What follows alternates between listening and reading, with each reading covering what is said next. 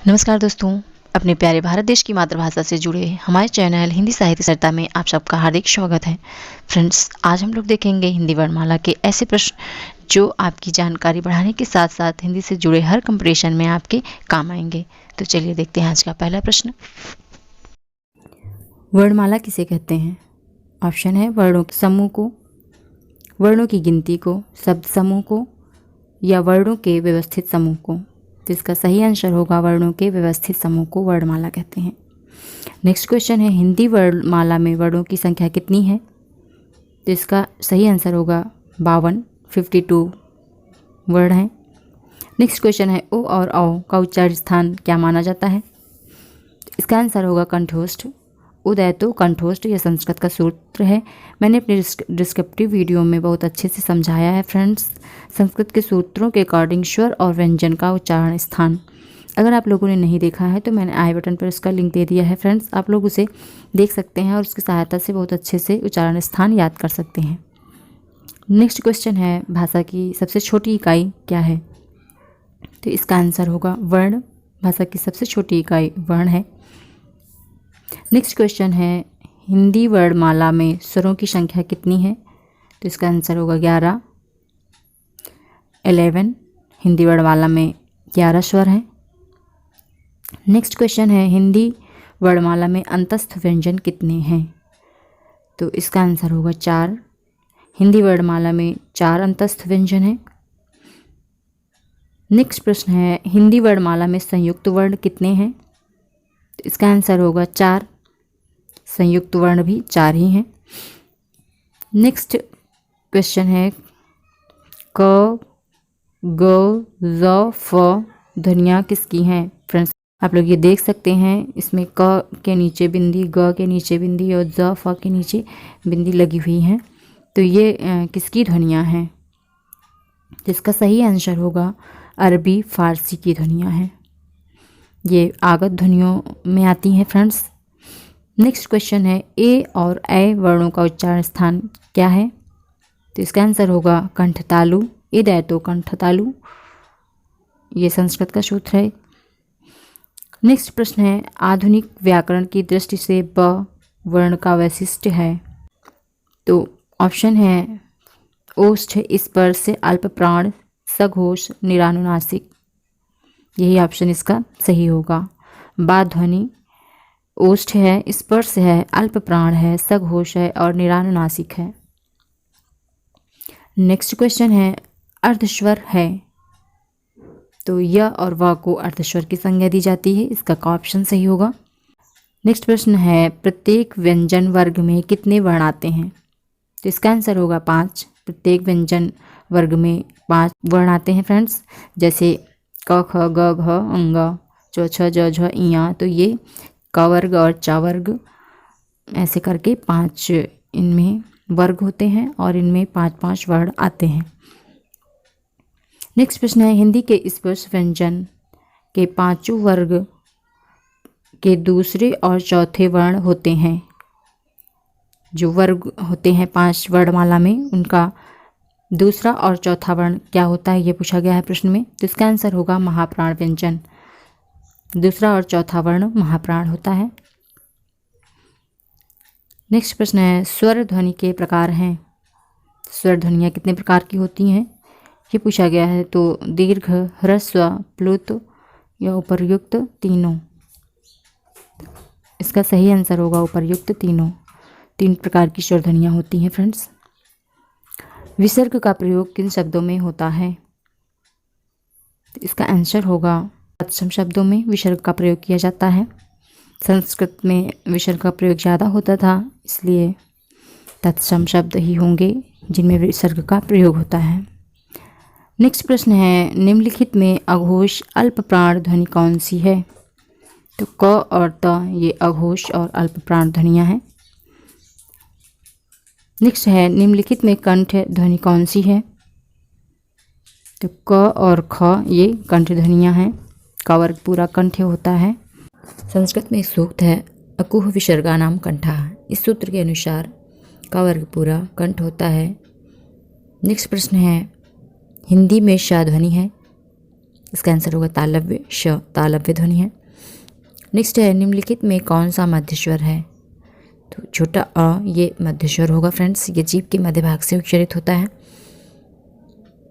Next question है निम्न में कौन स्वर नहीं है? तो यहाँ दिया हुआ है, यह स्वर नहीं है, यह व्यंजन है, बाकी सारे स्वर हैं। हिंदी वर्णमाला में अयोगवाह वर्ण कौन से हैं? तो अयोगवाह अंग और आहा को कहते हैं हिंदी वर्णमाला में, तो यही ऑप्शन सही होगा क, अंग और आहा। नेक्स्ट प्रश्न है च वर्ण का उच्चारण स्थान क्या है? इसका आंसर होगा तालु। च वर्ण का उच्चारण स्थान तालु होता है। नेक्स्ट है क वर्ग का उच्चारण स्थान क्या है? क वर्ग कंठ होता है फ्रेंड्स, अभी हमने बताया था, तो इसका आंसर कंठ होगा। नेक्स्ट प्रश्न है वर्ग के तृतीय चतुर्थ तथा पंचम वर्णों को किसके अंतर्गत रखा जा सकता है? तो इसका आंसर होगा सघोष। तृतीय चतुर्थ और पंचम वर्ण सघोष होते हैं। फिर है कौन सा अमानक वर्ण है? तो ये जो भ के जैसा लिखा हुआ फ्रेंड्स ग ऑप्शन है, ये अमानक वर्ण होगा। इस तरह से पहले झ लिखा जाता था, झ से शरना, परंतु अब ये अमान्य है।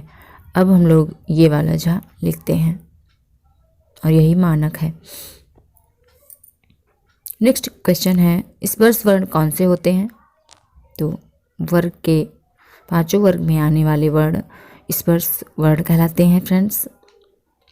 इसके लिए भी संस्कृत में एक सूत्र है काद्यो मावशाना स्पर्श। का से लेके माँ तक सारे वर्ण जो 25 वर्ण आते हैं वो सारे के सारे स्पर्श होते हैं। नेक्स्ट क्वेश्चन है वर्ण किसे कहते हैं? तो अखंडित ध्वनि को वर्ण कहते हैं, जिसका विच्छेद नहीं किया जा सकता उसे वर्ण कहते हैं। नेक्स्ट क्वेश्चन है वर्ग के प्रथम तृतीय तथा पंचम वर्ण क्या कहलाते हैं? तो इसका आंसर होगा अल्प प्राण। नेक्स्ट क्वेश्चन है प वर्ग का उच्चारण स्थान क्या है? इसका आंसर होगा ओष्ठ। जिन शब्दों में अंत में ई आता है उन्हें क्या कहते हैं? ई आता है तो उन्हें हम लोग इकारांत कहेंगे।